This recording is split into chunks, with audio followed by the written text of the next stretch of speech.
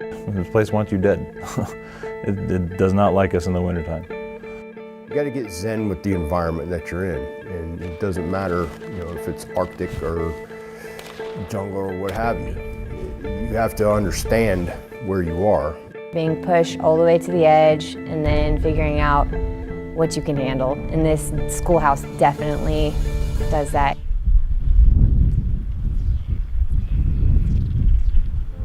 Sometimes, enemies don't fire weapons. Adversaries like ice, wind, and snow have slowed down and even halted military campaigns. The primary thing that we're trying to teach here at NWTC is over snow mobility and sustainment. Historically, if you look at the Russo-Finnish War, being able to sustain through harsh conditions pretty much wins the battle. Nestled in the heart of the Alaskan mountain range, the Northern Warfare Training Center is an offshoot of the 10th Mountain Division from World War II.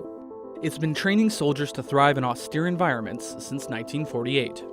You have to understand the environment that you're going into, and that applies whether it be Arctic or jungle, desert, whatever the case may be. You have to understand where it is you are, and you have to understand its peculiarities and these special skill sets that are required to go into that environment and be successful.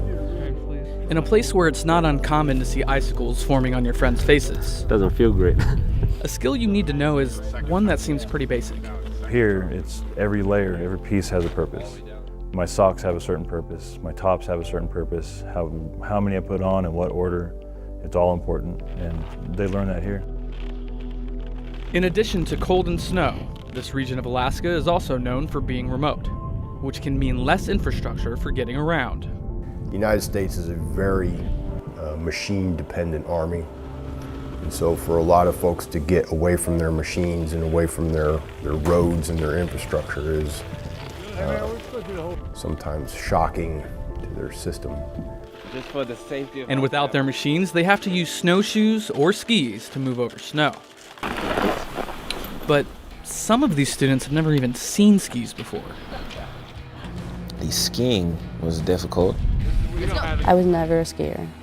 No, never touched skis. I didn't fall coming down that one though. Glad about that. It's not like snowshoeing. It's like, okay, I've rocked with snowshoes before, and then boom, skis. Spread them out more, man. We basically give you your introductory ski courses that you would get at a resort or something. It's the baby steps. This is how you stand, this is how you walk, this is how you go downhill, this is how you stop.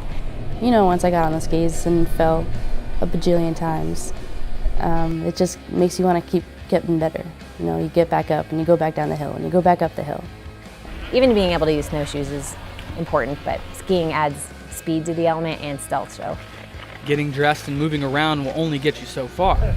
Eventually, you have to sleep and eat and... I pooped in a box for 6 days. Yes. They learn to set up a patrol base using 10-man tents and Arctic stoves, which is about 200 pounds of gear they'll pull on a sled called an Akio.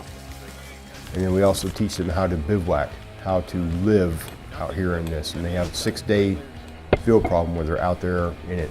They don't come back to the building. And for some of them, it's a significant emotional event for them. That's a pretty accurate statement.